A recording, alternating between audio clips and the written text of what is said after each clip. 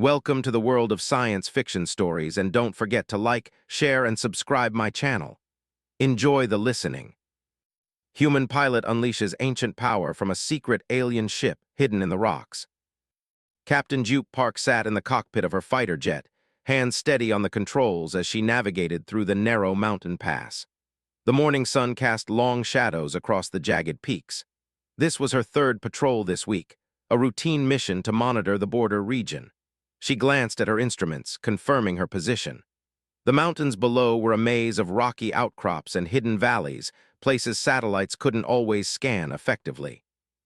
That's why they still sent pilots like her on these runs. "Beautiful day up here," she murmured to herself, banking the jet slightly to follow the natural curve of the valley. Her radio crackled. "Falcon 1, this is Command. How's visibility today?"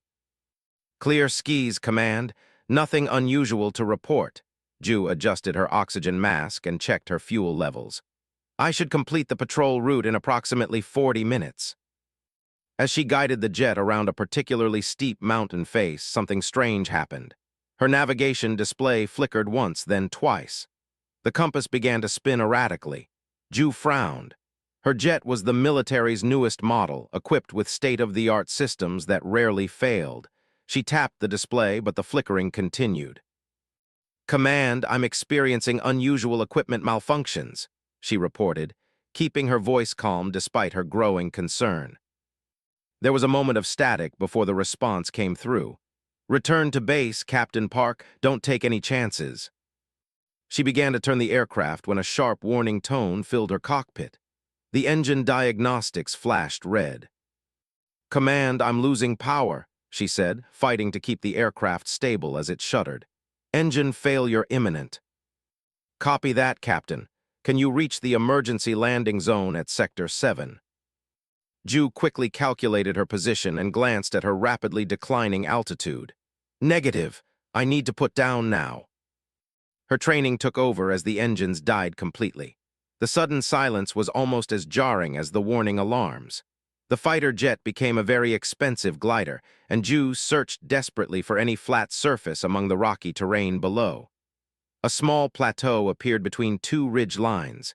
It wasn't ideal, but it was her only option. "Command, attempting emergency landing. Coordinates as follows." She rattled off her position as she lined up her approach, fighting the controls to keep the aircraft level. The impact, before she could decide, a section of the rock face slid aside with mechanical precision, revealing a dark opening where solid stone had been moments before. The rumbling stopped, leaving an eerie silence broken only by the pattering of rain. Cautiously, Ju approached the opening. A faint blue light emanated from within, illuminating what appeared to be a metallic corridor stretching into the mountain. The walls were smooth, made of some material she couldn't identify, not quite metal, not quite stone, with a faint iridescent quality that seemed to shift as she moved. "This is impossible," she said aloud, her voice echoing slightly in the passage. Military training told her to retreat, report, and wait for backup, but her communications were down, night was approaching, the storm was intensifying, and the passage offered shelter. Plus, there was the undeniable pull of curiosity. Ju switched on her flashlight and stepped inside. The temperature was noticeably warmer here, the air dry and faintly charged, like the atmosphere before a lightning strike. The corridor curved gently downward, leading deeper into the mountain. After about 20 meters, the passage opened into a vast chamber that stole her breath away. Her flashlight beam couldn't reach the far walls or ceiling, but it revealed enough to understand she was standing inside something extraordinary. At the center of the chamber sat what could only be described as a spacecraft. Sleek, oval-shaped, approximately 60 meters long, hovering slightly above the ground without any visible means of support. Its surface was dark and reflective, covered in the same geometric patterns she'd seen outside, but these glowed with a faint blue light. Around the ship were stations with curved, transparent surfaces that resembled control panels. None of it looked human. The technology appeared both ancient and impossibly advanced. Ju approached slowly, weapon drawn, more from instinct than any belief it would be effective against whatever built this place. As she neared the ship, sections of its surface began to illuminate, as if responding to her presence. A panel on the side of the craft slid open silently, revealing an entrance. Blue light spilled out, casting Ju's shadow long behind her. She stood motionless, facing a decision that felt monumentally important. Step inside and potentially discover something that would change humanity's understanding of the universe, or retreat to safety and the known world. Thunder rumbled outside, as if urging her forward. With a deep breath, Captain Jupe Park stepped toward the entrance of the alien craft, crossing a threshold that would forever alter the course of human history. Ju stepped through the entrance of the alien craft, her boots making no sound on the smooth floor. The interior was larger than she expected, with curved walls that seemed to glow with a soft blue light that had no visible source. The air felt different inside, fresher somehow, as if purified. "Hello," she called out, her voice echoing slightly. No response came. As she moved deeper into the vessel, panels along the walls brightened when she passed them. She noticed there were no sharp edges anywhere. Everything curved and flowed naturally, unlike the angular military aircraft she was used to piloting. In what appeared to be the central chamber, Ju found a raised platform with several console-like structures arranged in a half-circle. They had no buttons or switches that she could see, just smooth, slightly transparent surfaces with symbols that occasionally pulsed with light. "This is impossible," she whispered, reaching out hesitantly toward one of the glowing consoles. When her fingertips touched the surface, the world around her seemed to dissolve. Images flooded her mind, not like watching a screen, but as if memories were being poured directly into her consciousness. She saw beings, tall and slender with silvery skin and large eyes, traveling between stars in ships like the one she stood in. She watched them arrive at a primitive Earth, studying the early humans with curious interest. Ju gasped and pulled her hand back, breaking the connection. The images vanished instantly. "Did I just see aliens?" she said to the empty room, heart racing. "We prefer the term elders," came a response that seemed to originate inside her head rather than from any speaker. Ju spun around, drawing her sidearm. "Who's there?" No one was visible, but the central console began to glow more intensely. "I am Keeper, guardian of this vessel," the voice continued in her mind. "There is no need for weapons here. You are welcome, compatible one." Lowering her gun but not holstering it, Ju asked, "What is this place? How are you speaking to me without sound?" The blue light pulsed gently around her. "This is a seed ship of the Elders. I am communicating through low-level neural interface, a simple connection with your mind. Your genetic structure contains the marker gene, allowing this interaction." "Marker gene? I don't understand." "Your ancestors were selected, modified. You carry genetic markers that make you compatible with our technology." The voice paused.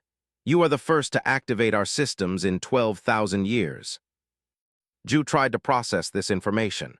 "You're saying aliens, these elders, visited Earth thousands of years ago and changed human DNA? My DNA." "A simplified explanation, but essentially correct. The elders saw potential in your species."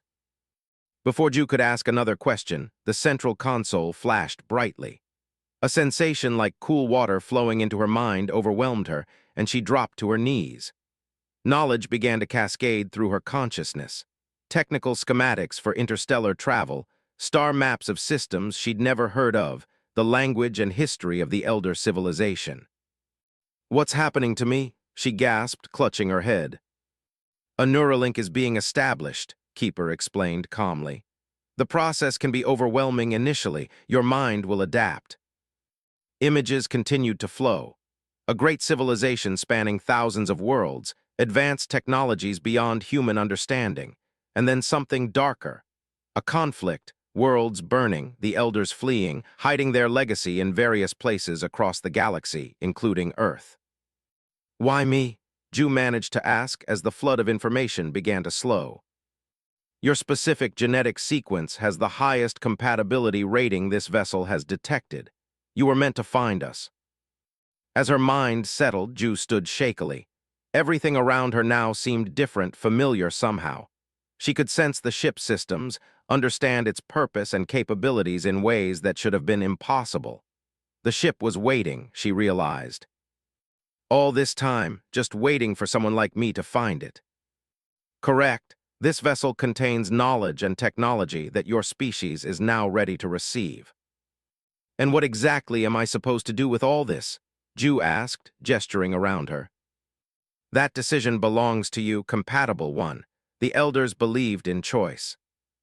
Outside the mountain, the storm had intensified. Rain lashed the rugged landscape, obscuring the crash site of Ju's fighter jet from immediate view. But high above, military satellites had detected the enormous energy surge that had emanated from the mountain when the ship fully activated. In an underground command center thousands of kilometers away, General Minyu Li stared at the energy readings on the screen before him. Technicians worked frantically at their stations. "Sir, we've never seen readings like these before," reported one analyst. "The energy signature doesn't match any known technology." "What about radiation, nuclear signatures?" the general asked. "None detected, sir. It's something else entirely. And there's more. The surge pattern matches 7 previously unexplained anomalies recorded over the past century in different locations worldwide." General Lee's expression darkened. "What do we know about that region?" "Captain Park was conducting a routine patrol flight when she reported equipment malfunctions. Then we lost contact. Search and rescue hasn't launched yet due to the storm.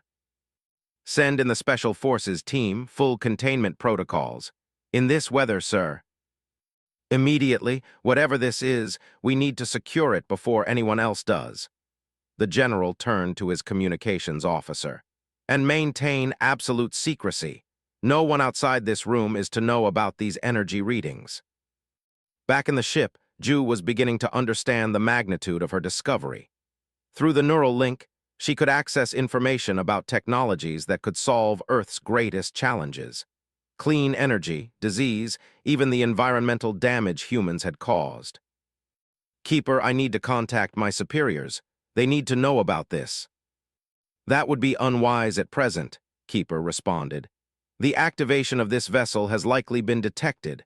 Those who come first may not share your intentions." As if to confirm this warning, a notification appeared in Ju's mind. External sensors showing several aircraft approaching despite the dangerous storm conditions. "Special Forces," she realized. "They're coming for the ship." "And for you," Keeper added. "You are now linked to this vessel. What you know, what you can access, makes you valuable and potentially a target." Ju felt a chill that had nothing to do with the mountain. "What options do I have?" "Many, but little time to choose. The link between us will continue to strengthen. Soon you will be able to fully control this vessel's capabilities." Outside, through the distant howl of the storm, Ju could now hear the approaching thrum of helicopter rotors. A decision point was rapidly approaching, one that would affect not just her future, but potentially that of her entire species. "Show me," she said finally. "Show me everything I need to know." As military forces descended upon the mountain, inside the ancient vessel, Captain Jupe Park began to truly understand what it meant to be the first human in 12,000 years to awaken the legacy of the stars. The whirring of helicopter blades grew louder outside the mountain.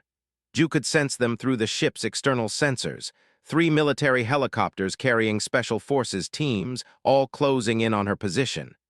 "Humans approach with weapons," Keeper informed Ju, the voice in her mind carrying a note of concern. "Defensive protocols activating." A warning flashed through Ju's mind, images of a protective system engaging. She suddenly understood what was about to happen. "No," Ju shouted, trying to stop the process. "They're my people, they're just scared." But it was too late. The ship hummed, a deep vibration that Ju felt in her bones. A wave of blue energy pulsed outward from the vessel, passing through the mountain itself like it wasn't even there. Through the ship's sensors, Ju watched in horror as the helicopters suddenly lost power. Their lights went dark, their engines stopped. For a terrifying moment, they hung in the air before beginning to drop. "They'll crash," she cried out. "Emergency systems have engaged," Keeper responded calmly. "Observe." The falling helicopters slowed their descent, as if caught by an invisible hand. They settled gently onto the rocky ground, their crews shaken but unharmed. It wasn't just the helicopters. Every piece of electronic equipment within several kilometers had gone dark. Radios, vehicles, the search team's night vision goggles, all dead. The pulse was non-lethal, Keeper assured her, but we must complete the awakening protocol. Ju paced the chamber, struggling with conflicting emotions. You just attacked my military. My friends could have been in those helicopters. They were not attacked. They were prevented from attacking us. There is a difference. She ran her hands through her hair in frustration. You don't understand human nature. They'll just come back with more forces. By then, your choice will need to be made. What choice? What are you talking about? The central console pulsed with light, and more information flowed into Ju's mind. This time she was ready for it, and the knowledge integrated more smoothly. She saw the ship's true purpose.